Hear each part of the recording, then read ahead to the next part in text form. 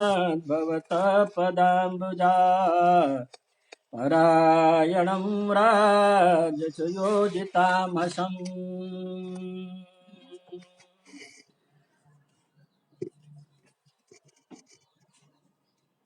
38 श्लोक तक हो गया था। भगवान के चरण कमल को कौन दर्शन कर सकता है? तो कहा था जो उन्मत्त होकर के, विलज्ज होकर के भगवान के कीर्तन करते हैं, नृत्य करते हैं, देह गह को विस्मृति जिसकी होती है, वही भक्त भगवान के चरण कमल का दर्शन कर सकते हैं, ऐसा वर्णन किया था। अब इस 8वां अध्याय के 37वें श्लोक में ऐसा है प्रसंग। भगवान कुंती से कहते हैं, हे कुंती देवी, मैं बहुत दिन से यहाँ हस्तिनापुर में हूँ।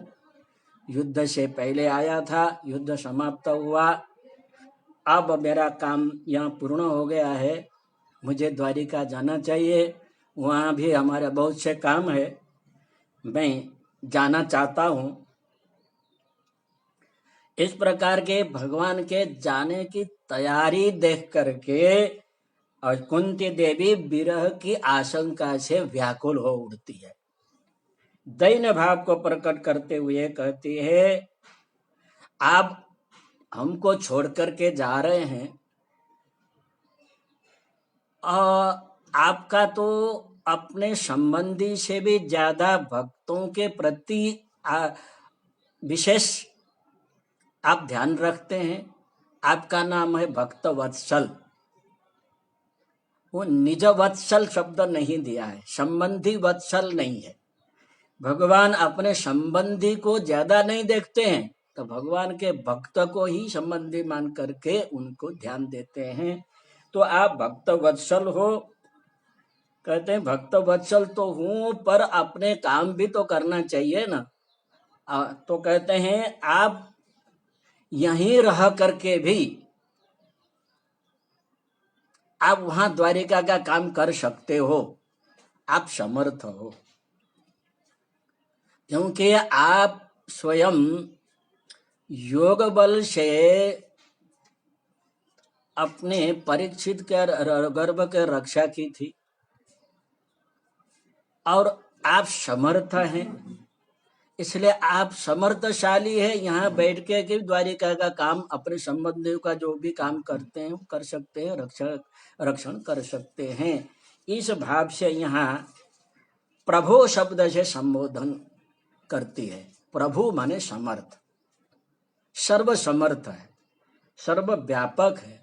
तो आप यहीं रहिए, यहीं रहते हुए और द्वारिका के अपने संबंध के रक्षा करें। तो इस भाव को प्रकट करते हुए यहाँ प्रभो शब्द करते। प्रभु माने समर्थ। अप्यद्य नष्टम स्वकृते हितम प्रभु। अपि माने क्या? अपि हे प्रभु, हे समर्थ। दूसरा संबोधन भी दिया है, स्वकृते, स्वकृते हित संबोधन है, स्वकृते हित।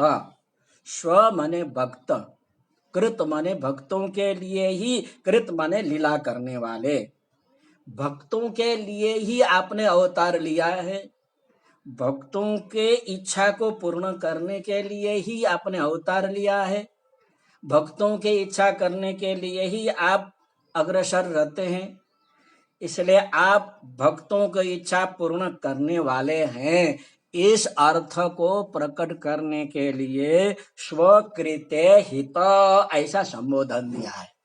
स्व माने भक्तों, स्वेषाम भक्तानाम कृतम इहितम एन सह।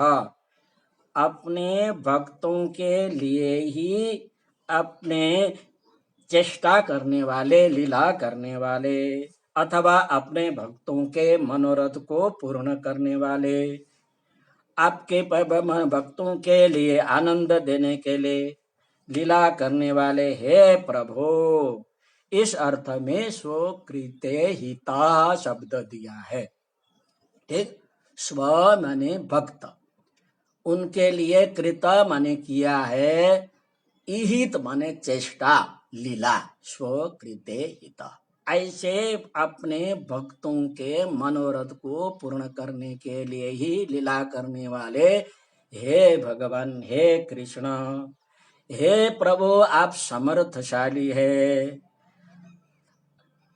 अपि क्या, कोई भी पद के प्रथम में अपि शब्द आता है तो भी अर्थ ऐसा नहीं आता। अपि माने क्या अर्थ आता है। अपि गच्छति भवान, क्या आप जाते हैं।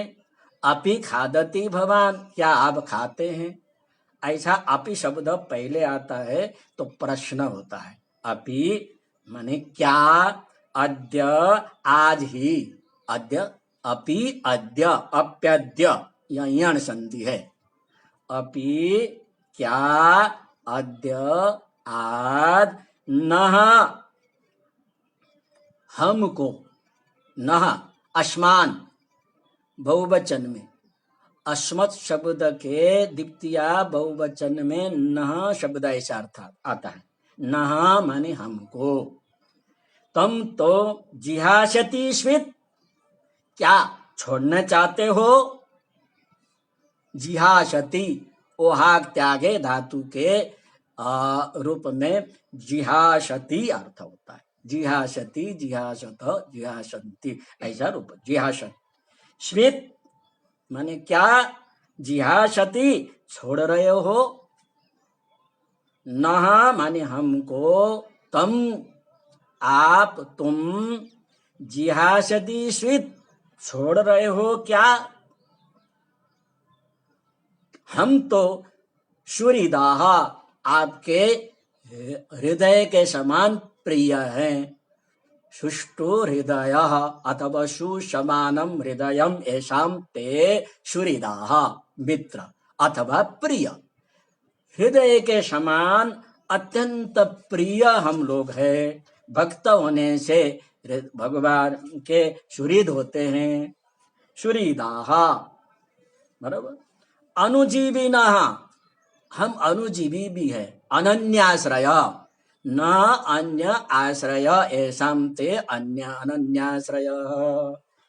अब अन्य आश्रय नहीं है, हमारा आपके सिवाय कोई भी आश्रय नहीं है। हम अनुजीवी है, आपके लिए ही, आपके होने से ही जीवित रह सकते हैं। जैसे पानी में रहने से मछली जीवित रहती है, ऐसे आपके उपस्थिति में ही हम जीवित रह सकते हैं। आपके सहारे जीने वाले हम, आपके प्रिय हैं। अनुजीविनः, ऐसे हम लोगों को जिहासति स्वेत, क्या आप छोड़ने चाहते हो क्या। अप्यद्य नष्टम स्वकृत हितः प्रभु, जिहासति स्वेद सुहृदो निजीविनः। हम सुहृद है, प्रिय हैं, अनुजीवी है, अनन्याश्रय है, आपके सहारे जीने वाले हैं, आपको छोड़ने चाहते हैं क्या।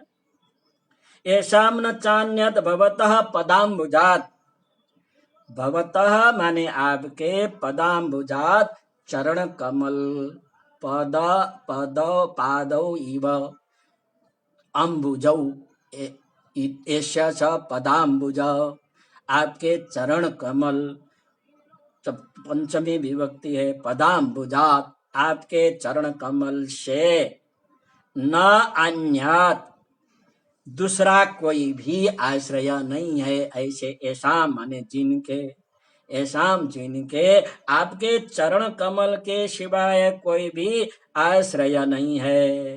परायणम, दूसरा कुछ आश्रय नहीं है, ऐसे लोगों को त्यागने चाहते हैं। आपके चरण कमल में आश्रित रहने वाले, आपके अनुजीवी, आपके मित्र, आपके प्रिय हम लोगों को आप छोड़ने चाहते हैं। तो क्या हुआ छोड़ने चाहते हैं तो आप तो कोई आपत्तियां नहीं है, युद्ध हो गए, शत्रु पराजित हो गए, अब सब कुछ शांत हो गया है, तो आप फिर क्यों चिंता करती हो? तो कहते हैं राजसु योजिता हमसाम। अभी भी राजसु माने राजाओं में, योजिता हमसाम योजिता ना अपराधा नाम, राजाओं में अपने अपराधी हम लोगों ने अपराध किया है राजाओं के विषय में। तो कहते क्या बात है, अपराध किया है तो वो तो मर के चले गए हैं। तो नहीं, मर के चले गए हैं, और जिनके पुत्र मर के गए हैं, जिनके पति मर के गए हैं, उनकी जो पत्नियां हैं उनकी दशा तो देखो, रोज रो रही है और रोज शाप दे रही है, हमको शाप दे रही है, अनाथ बन करके बेचारे विलाप कर रही हैं, उनके अपराधी हम हैं। तो इस अवस्था में हम क्या करें? अब कोई हितैषी नहीं है हमारे, जो हमारा मित्र कोई नहीं है, हितैषी नहीं है। हमारे हितैषी विदुर जी थे, हमारे हितैषी धृतराष्ट्र जी थे, वो वन में चले गए। और एक परम हितैषी वृद्ध भीष्म पितामह जी थे, वो शरशैया में शयन करते हुए मृत्यु की प्रतीक्षा कर रहे हैं, उत्तरायण की प्रतीक्षा कर रहे हैं, और वो भी यहाँ नहीं है। आपके सिवाय हमारे रक्षा करने वाला कौन है? तो कुंती भगवान कहते हैं भाई आपके पुत्र तो है, आपके पुत्र तो रक्षा कर सकते हैं। कहते हैं आपके हमारे जो पुत्र इतने वीर होते, जब कौरव के दुष्ट सभा में द्रौपदी का चिरहरण हो रहा था, तब वीर होते तो प्रतिकार करते, नीचे मुख करके बैठे रहे। वो क्या कर सकते हैं? वो कुछ भी नहीं कर सकते हैं। केवल आपके सहारे ही, आपसे ही वो वीर है, शूरवीर बने बैठे हैं, आपके लिए ही है। अगर आप न होते तो उनकी कोई नाम शेष नहीं रहता।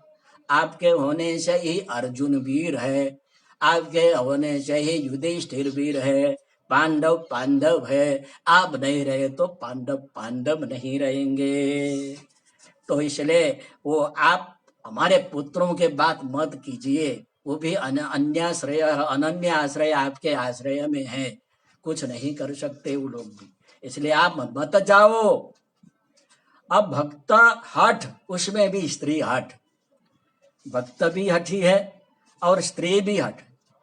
स्त्रियों का हृदय सरल होता है, कोमल होता है, परंतु उनका जो हठ होता है ना, शठ भी थक जाता है, तो बड़ा हठ होता, स्त्री हठ होता है, बाल हठ होता है। हठ कर लिया बस, काम जब तक न बने तब तक हठता को छोड़ती नहीं है।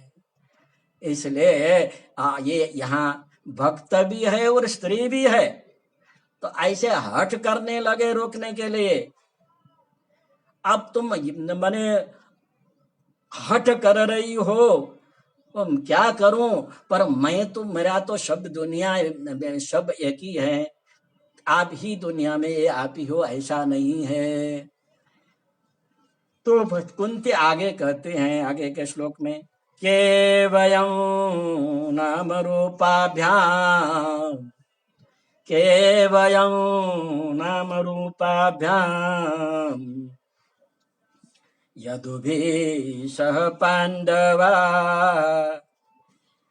केवयं नाम रूपाभ्याम यदुभिः सह पांडवाः भवतो दर्शनं यर्हि ऋषिकाणामिवेशितुः।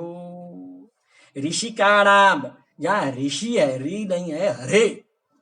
ऋषि कहते हैं इंद्रिय, ऋषिकाणाम इंद्रियाणाम ईशितुम इव,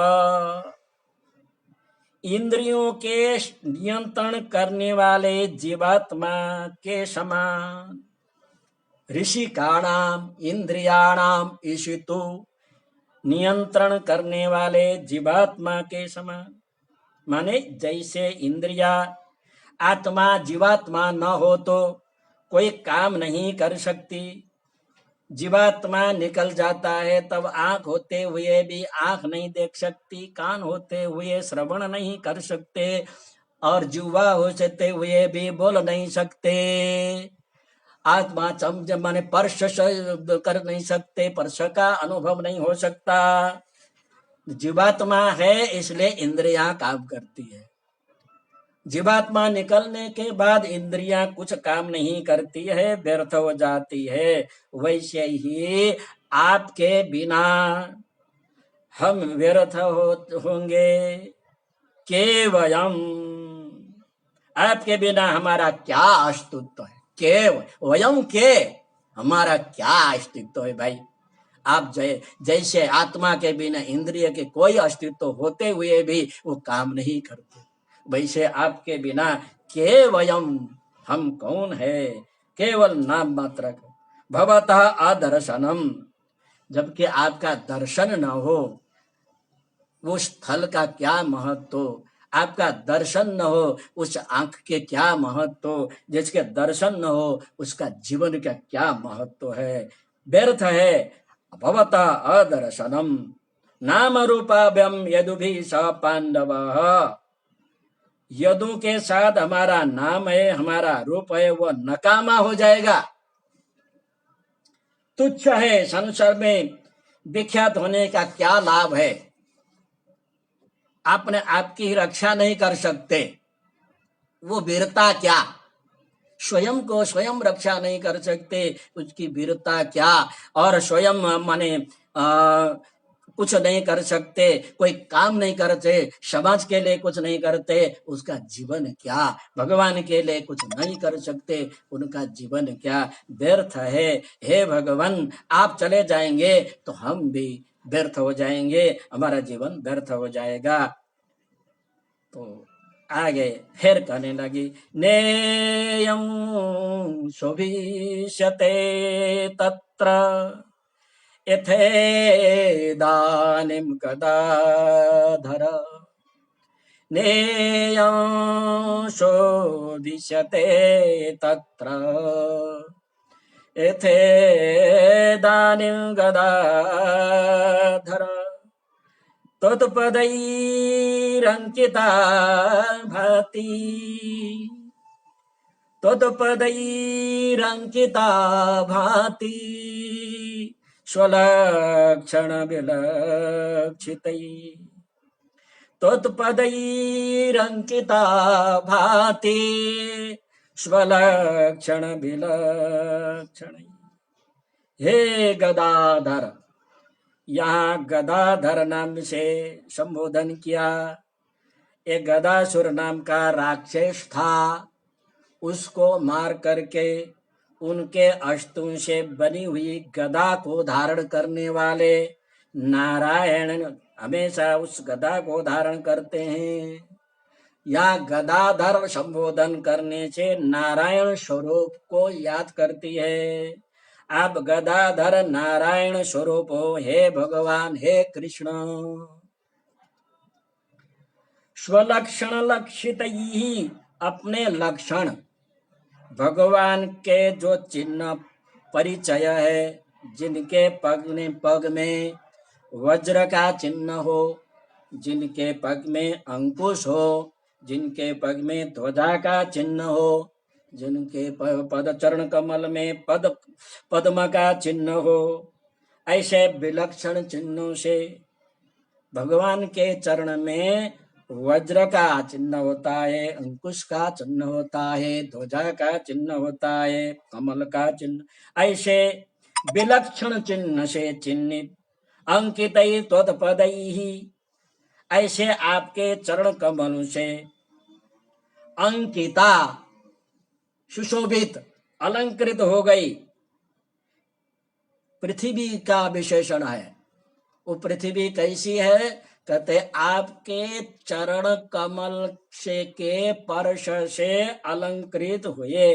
कैसे चरण कमल है? जिनके चरण में वज्र, अंकुश, ध्वजा, कमल आदि चिन्हित है, ऐसे चरण कमल के प्रस्तावित करने से अलंकृत हुई पृथ्वी। इदानीम, इस समय, इयम भाति, आ पृथ्वी सुशोभित हो रही है। इयम, ये पृथ्वी, भाति, सुशोभते, अलंकृत हो रही है। तथा न शोभिष्यते, आपके चले जाने पर यह हस्तिनापुर की भूमि सुशोभित नहीं रहेगी। अपने पति के वियोग में अलंकार रहित होती है। जब कोई पतिव्रता वैसे ही अलंकार छोड़ देती है, वैसे आपके चले जाने पर शोभा रहित हो जाएगी। आप मत जाइए। हम तो अनाथ बनेंगे, परंतु आप पृथ्वी भी बेचारी अनाथ बन जाएगी।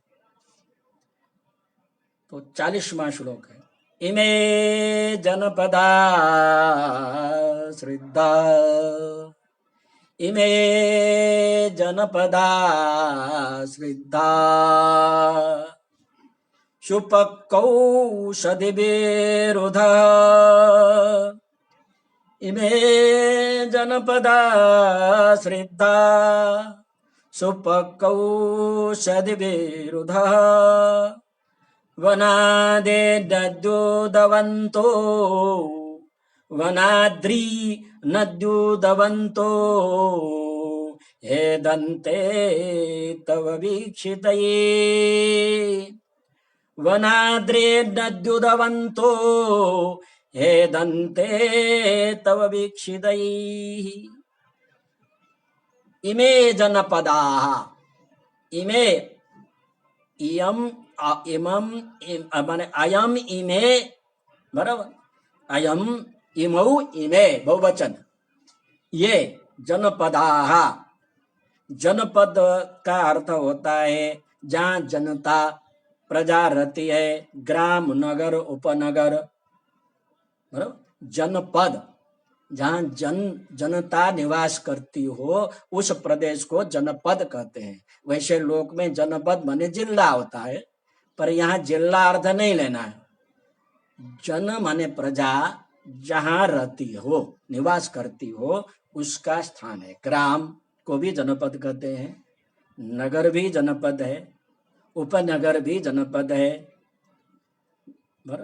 कैसे है? इमे जनपदा, ये ग्राम, नगर, उपनगर आदि प्रदेश सुपक्वौषधिभिरुधाः, पके फले हुए वृक्ष, पुष्पित लताएं आदि है। सुपक्व, पके हुए, औषधि माने फल, फूल, औषधियां, परिपक्व हुए। ऐसे कौन कौन है? वनाद्रि नदी उद्यंत एदंते तव वीक्षितै। वन है, वन, अद्रि माने पर्वत, नदी, नदियां, उदवंत, उदवंत का मतलब है सरोवर, जल वाला, जलाशय। वन, अद्रि, पर्वत, नदी, नदिया, उदवंत, जलाशय, सब तव वीक्षितैहि, तब माने आपके, वीक्षितैहि, आपके दृष्टि पड़ने से, आपके दर्शन से। स्मृद्धाः, सुरिद्धा, स्मृद्धा, सु और रि यण होकर के स्मृद्धा ऐसे बन गया है। सुष्टुरिद्धाः, सुसमृद्धा इत्यर्थ। स्मृद्धाः, सुसमृद्ध। आपके दर्शन से, आपके दृष्टि पड़ने से, तव वीक्षितैहि, तब आपके वीक्षितैहि, देखने से, दृष्टि पड़ने से, स्मृद्धाः, सुरिद्धाः, सुसमृद्धाः, खूब समृद्ध हो करके, फले फूले होते हुए, एदंते, बढ़ रहे हैं, एध वृद्धौ, एधन्ते एधते एध एधेते एधन्ते केदन्ते वन अद्रे उदंतवन्तः वन पर्वत नदी सरोवर सब समृद्ध दिखाई पड़ रहे हैं। पके हुए फल वृक्ष पुष्पित लताएं समृद्ध दिखाई पड़ रहे हैं आपके दर्शन से। आपकी दृष्टि दूर होते ही सूख जाएंगे, एक भाव है।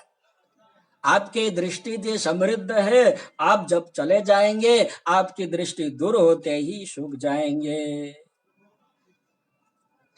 और भगवान द्वारिका जाएंगे तो फिर यहाँ पर अपशकुन होने लगेगा, अकुशल होने लगेगा। और आप नहीं जाएंगे तो यादवों का भी अकुशल होगा। जाना है, जाएंगे तो हमारा अकुशल हो जाएगा, नहीं जाएंगे तो वहां द्वारिका वासियों का अकुशल होगा। वो भी विरह में पड़े हैं और हम भी आप जाएंगे तो विरह में, दोनों विरही में पड़े हैं। पांडव और यादवों के प्रति कुंती का अति स्नेह संबंध रहा। वो अति स्नेह दोनों तरफ हो जाने से कैसी स्थिति आ गई, जैसे दोनों तरफ किनार में बंधी हुई नौका मझधार में इधर उधर दोलायमान रहती है। एक छेड़ा में एक डोरी दूसरे किनार में बंधा है, एक दूसरे किनार में, और मझधारा में पड़ी है। कभी हवा के कारण दूसरे किनार में टकरा जाती है, कभी इधर टकराती है। वैसे ही कभी मेरा हृदय, मेरा संबंध, मेरा स्नेह यदुकुल के प्रति जा करके बध जाती है, कभी पांडवों के प्रति बध जाती है। मझधार में रहे हुए नौका की स्थिति हमारी हो रही है। कृष्णा, मैं क्या करूं? ये अतिशय व्याकुल होने का कारण यह है, मैं जानती हूं मेरे दोनों तरफ अतिशय मेरी आसक्ति है। ये आसक्ति न होती तो मुझे ये व्याकुलता नहीं आती। ये व्याकुलता का कारण यही आसक्ति है, यही स्नेह बंधन है। इसलिए हे भगवान, इस स्नेह बंधन को काट दो तो मुझे शांति मिलेगी। तो आगे के श्लोक में कहती है, अथ विश्वेश विश्वात्मन्,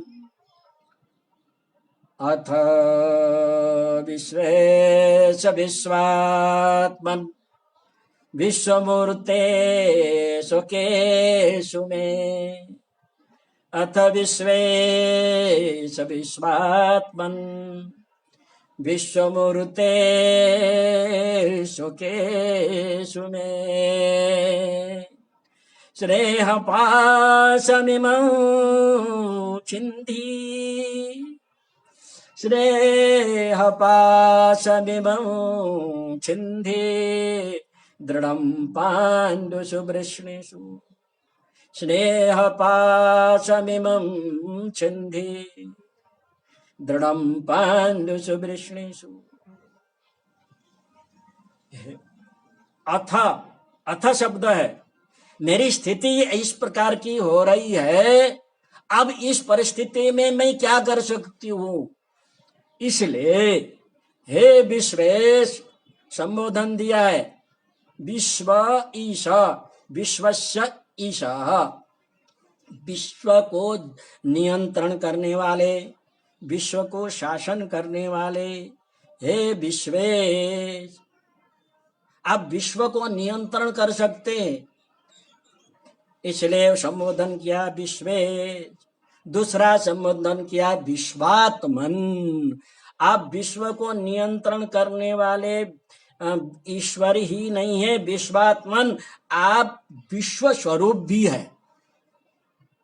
विश्व को नियंत्रण करने वाले विश्व से अलग भी है, और विश्वात्मन, आप विश्व के स्वरूप भी हो, जगदीश हो और जगत स्वरूप भी हो, जगत के ईश भी हो, जगत के स्वरूप। स्वरूपियो। जगत के स्वरूप किस प्रकार से? भगवान सृष्टि करके अंदर सृष्टि में प्रवेश करते हैं, इसलिए भगवान का नाम होता है विष्णु।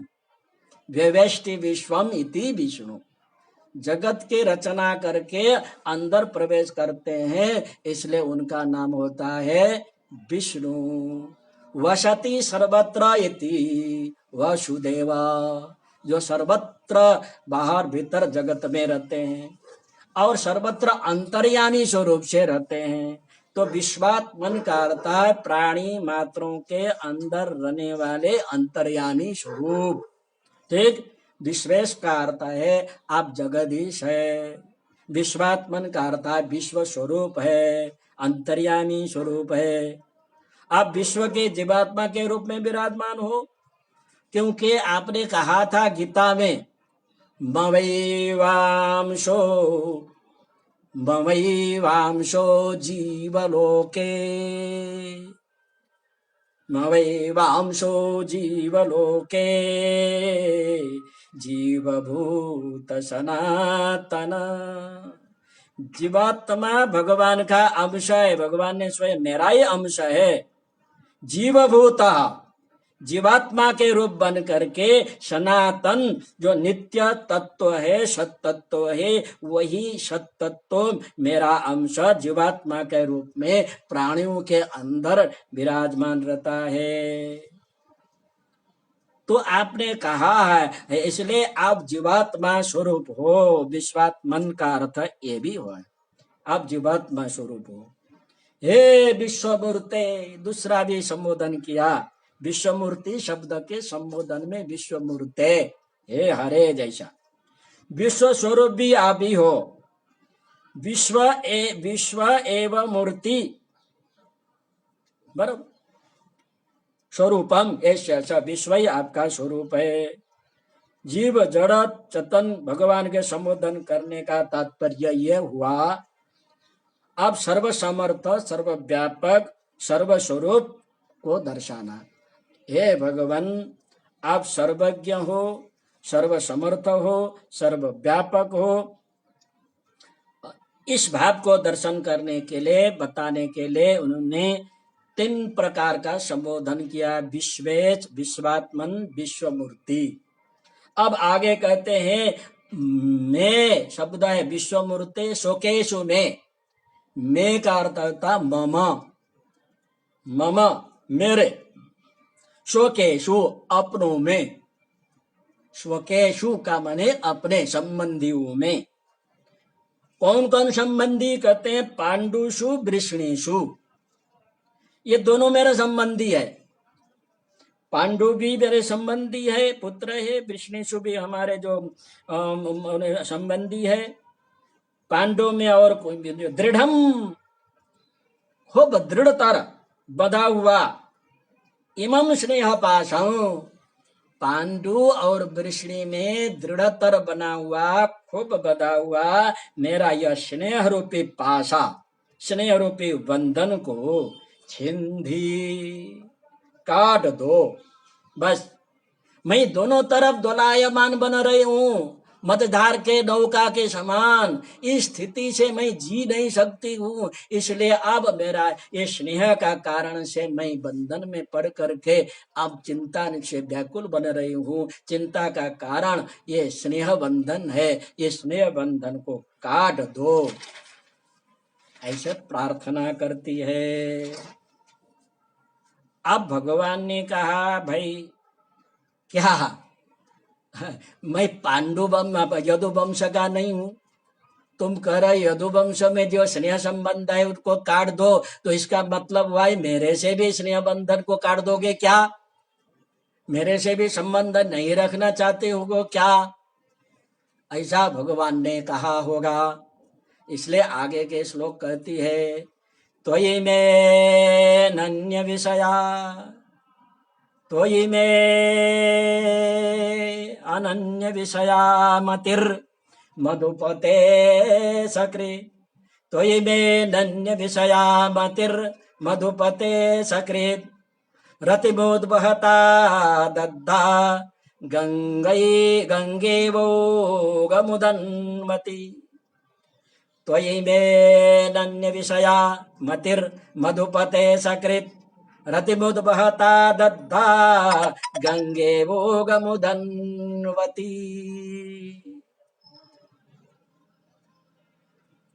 तो कहते हैं हे मधुपते, हे माधव,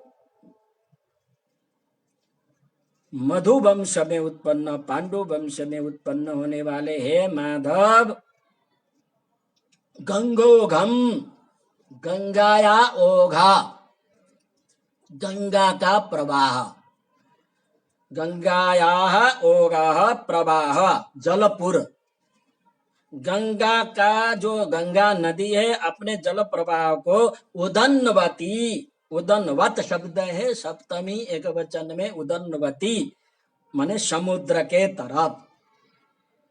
गंगा नदी अपने प्रवाह को समुद्र के तरफ सतत प्रवाहित करती है, एक क्षण भी विराम नहीं लेती है। गंगा जब उस हिमालय वहां से गोमुख में प्रकट हो करके निकलती है, उनका लक्ष्य है समुद्र को प्राप्त करना, सतत प्रवाहित होती रहती है। जब तक समुद्र प्राप्त नहीं होता तब तक वो प्रवाहित होती रहती है, होती रहती है। वैसे ही मैं अनन्य विषया मति, मेरी जो मति है, बुद्धि है, वो आपके विषय में आपके तरफ ही लगी रहे, एक दिन नहीं, असकृत, निरंतर। किसमें? त्वयि, आपके तरफ, निरंतर आपके तरफ। रतिम उद्वहतात, रतिम माने प्रीति, प्रीति को, स्नेह को, श्रद्धा भक्ति को, उद्वहतात कैसे उद्भव? साक्षात उपवहता, साक्षात धारण करे, फिर याद करे। जैसे गंगा का प्रवाह सतत निरंतर समुद्र के तरफ प्रवाहित होती रहती है। हे मधुपते, हे भगवान, हे माधव, मेरी मति माने बुद्धि, कैसी बुद्धि है? अनन्य विषया, न अन्य विषय, भगवान को छोड़ करके उस मति का कोई विषय दूसरा नहीं है। भगवान का ही सतत चिंतन करने वाली जो मेरी मति है, बुद्धि है, अनन्य चिंतन करने वाली मेरी बुद्धि है, त्वयि, तुम्हारे तरफ, असकृत, बार बार, रतिम उद्वहतात, रति को धारण करे, प्रीति को धारण करे, स्नेह को धारण करे, अद्दा का माने साक्षात, बराबर। इस प्रकार से भगवान भक्ति, मेरी भक्ति आप में सदा बने रहे, यही हमारी प्रार्थना है। अब प्रार्थना करते करते, स्तुति करते करते थक गई, अब भगवान के नाम का संबोधन करके नाम संकीर्तन करने लगी। स्तुति करना है, उनके गुण चिंतन वर्णन करना, अब थक गए वो और केवल नाम कीर्तन करने लगे। नाम के कलो के सब कीर्तनात्, अब कीर्तन से बढ़ करके कोई दुनिया में कोई नहीं है, इसलिए भगवान का नाम लेने लगी। ये दूसरा श्लोक है, 43वां श्लोक। श्री कृष्ण कृष्ण सखा, श्री कृष्ण कृष्ण सखा, वृषण ऋषभावनी ध्रुव, वृषणी वृषणी ऋषभावनी ध्रुव, यहाँ यण हुआ है, वृषणे ऋषभ भावनी ध्रुव, राजन्य वंशदहना नपवर्ग वीर्य, राजन्य वंशदहना नपवर्ग वीर्य, गोविंद गोद्विज सुरार्ति हरावतार। श्री कृष्ण कृष्ण सख वृष्णे ऋषभावनी ध्रुव, राजन्य वंश दहना नपवर्ग वीर्य, गोविंद गोद्विज सुरार्ति हरावतार। योगेश्वराखिल गुरो भगवन् नमस्ते। योगेश्वराखिल गुरो भगवन् नमस्ते। प्रथम श्री कृष्ण के नाम से संबोधन कर रही है। श्री कृष्ण, हे श्री कृष्ण, श्री शयित सच्चिदानंद स्वरूप कृष्ण आपको नमस्कार। श्री शयित सच्चिदानंद रूपाय विश्वोत्पत्त्यादि हेतवे तापत्रय विनाशाय श्री कृष्णाय वयं नमः। इस प्रकार के सच्चिदानंद स्वरूप, तीन ताप को नाश करने वाले, विश्व जगत को उत्पत्ति स्थिति पालन करने वाले, ऐसे भगवान कृष्ण को नमस्कार। श्री कृष्ण के श्री कृष्ण शाखा, या कृष्ण का अर्थ अर्जुन भी है। कृष्णस्य अर्जुनस्य शाखा यह कृष्ण अर्जुन के जो है उनके शाखा है, मित्र है। उनके मित्र बन करके कृष्ण भगवान अर्जुन के सारथी बने थे। हे कृष्ण शाखा का अर्थ अर्जुन सारथी, अर्जुन के सारथी है कृष्ण, ऐसा अर्थ। हे वृष्णि ऋषभ, देखो वृष्णि ऋषभ, वृष्णिर्षभ, वृष्णि में ई है, उसको यण होकर के य हुआ, ऋषभ रि में य जा करके री ऐसा उच्चारण हुआ।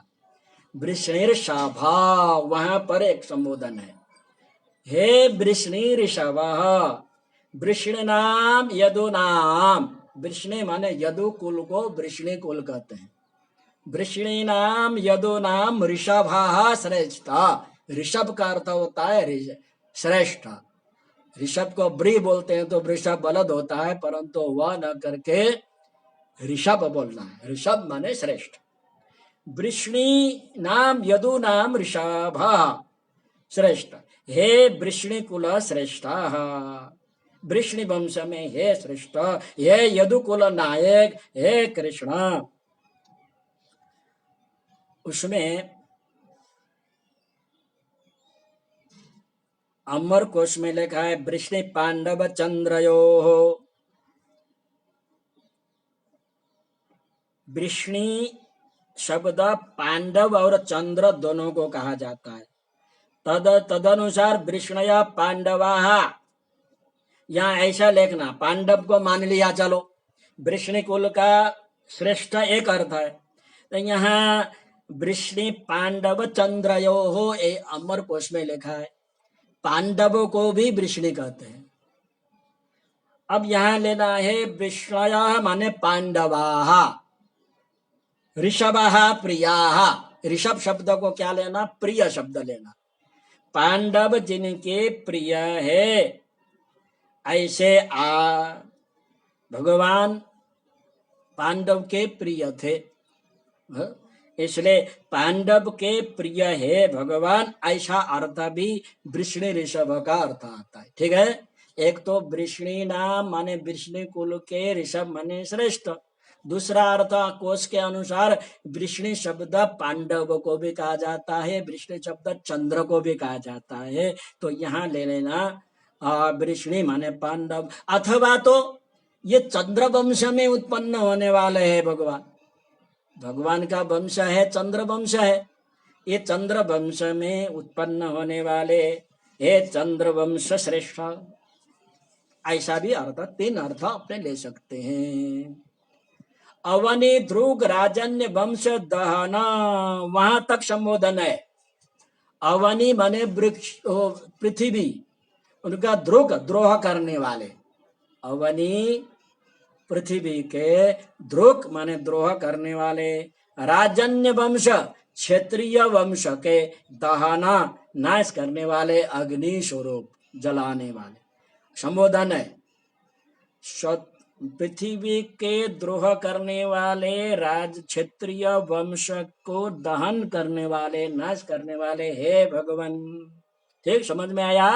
अवनी पृथ्वी, तस्या द्रोह, ध्रुक माने द्रोह करने वाले, राजन्य माने क्षेत्रीय, उनके वंश कुल, उसको दहन माने नाश करने वाले, जलाने वाले हे कृष्ण। फिर आगे दहना नपवर्ग वीर्य, आ में अब ले लेना, अनपवर्ग वीर्य, अनपवर्ग वीर्य, यहाँ लेना अक्षीण प्रभाव, शत्रु भी जे तुम अशक्य, अनंत वीर्य, ऐसा अर्थ किया है टीकाकारों ने।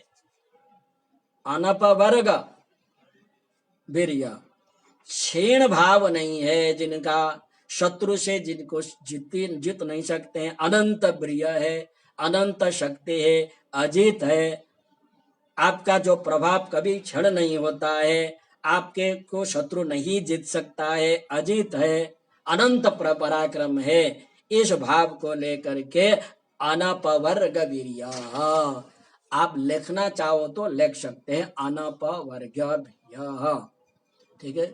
उसके बराबर अनंत शक्ति, अजित, अनंत पराक्रम, ठीक है।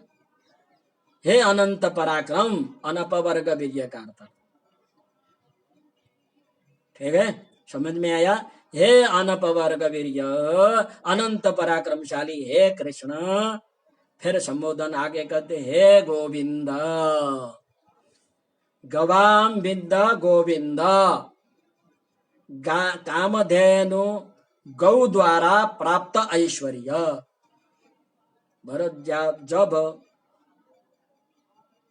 भगवान ने गोवर्धन पर्वत उठाने की लीला की थी, गोवर्धन पर्वत को उठा के गोपों के रक्षा की, इंद्र वर्षा करते करते थक गया और क्षमा याचना करने के लिए गाय को, कामधेनु को लेकर के आया, और कामधेनु ने अपने दूध से भगवान का स्नान कराया,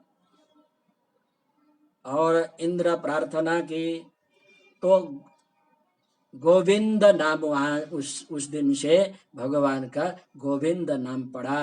गोविंद माने गाय, कामधेनु द्वारा जिनको ऐश्वर्य प्राप्त हुआ है, ऐसे हे गोविंद आपको नमस्कार। फिर दूसरा संबोधन का गो द्विज सुरार्ति हरावतार, गो यानी गाय अथवा गो माने पृथ्वी, द्विज माने ब्राह्मण। यहाँ द्विज का अर्थ ब्राह्मण मात्र न लेकर के जो सुसंस्कारी सज्जन है उसको द्विज शब्द ले सकते हैं, नहीं तो कोई लोग पक्षपाती कहेंगे, केवल ब्राह्मण का ही रक्षा करते हैं क्या? भगवान तो पक्षपाती नहीं है ना, सबका रक्षण करने वाले हैं। इसलिए यहाँ द्विज शब्द का अर्थ होता है संस्कार युक्त, संस्कारी, सज्जन, सद स्वभाव वाला, सद व्यवहार वाला, बराबर। तो ऐसे द्विज शब्द को लेना है। गो द्विज सुरार्ती हरावतारा, सुर माने देवता का, आरती दुख को, हर माने हरणाय अवतार, गौरव धारण करने वाले पृथ्वी अथवा गौरव गाय की रक्षा करने वाले, अथवा ब्राह्मण सज्जनों के, अथवा सुराणाम देवताओं के, आरती माने दुख को, हराय नाश करने के लिए अवतार लेने वाले, ठीक है। गो द्विज सुर आरती हरा अवतार। गो का अर्थ दो की अर्थ, गो गाय, गो पृथ्वी, और द्विज माने सज्जन, सुर माने देवताओं के, आरती दुख को, हरा माने हरण करने के लिए अवतार, अवतार लेने वाले हे कृष्ण, ठीक है। गो द्विज सुरार्ति हरा अवतार हे भगवन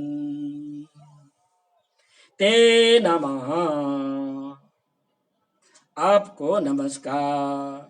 हे कृष्ण, हे अर्जुन शक, हे यदुकुल श्रेष्ठ, हे पृथ्वी त्रय राजाओं को जलाने वाले अग्निदेव, आपका प्रभाव क्षीण नहीं होता है। हे गोविंद, गाय ब्राह्मण देवों के, पृथ्वी के भार को दूर करने वाले आपने अवतार लिया है, आपको नमस्कार।